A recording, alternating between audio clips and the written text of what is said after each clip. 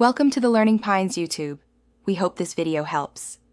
In this video, I will explain how to jump start your Honda Ridgeline. First, you'll need a good set of jumper cables and another vehicle with a working battery. Make sure both vehicles are turned off and their parking brakes are set for safety. Then, open both hoods to locate the batteries. It's important to visually check the dead battery for any cracks or fluid leaks. If you see any, do not attempt to jump start it. Now, let's connect the positive cables. Find the positive terminal on your Ridgeline's dead battery.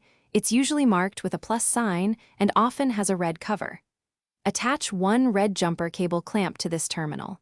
Next, take the other end of the red cable and connect its clamp to the positive terminal of the working vehicle's battery. Double-check that both connections are tight and secure. For the negative connections, attach one black clamp to the negative terminal of the working vehicle's battery. Now, for your Honda Ridgeline, connect the other black clamp to a clean, unpainted metal part of the engine block or frame.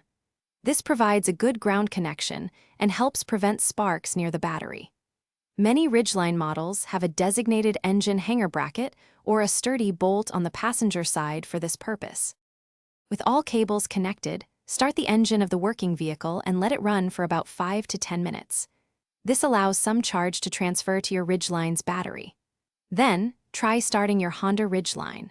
Once it starts, carefully remove the cables in the reverse order. First the black clamp from the Ridgeline's ground, then the black from the working vehicle, followed by the red from the working vehicle, and finally the red from your Ridgeline. Drive your Ridgeline for at least 20 minutes to help fully recharge the battery. Thanks for watching.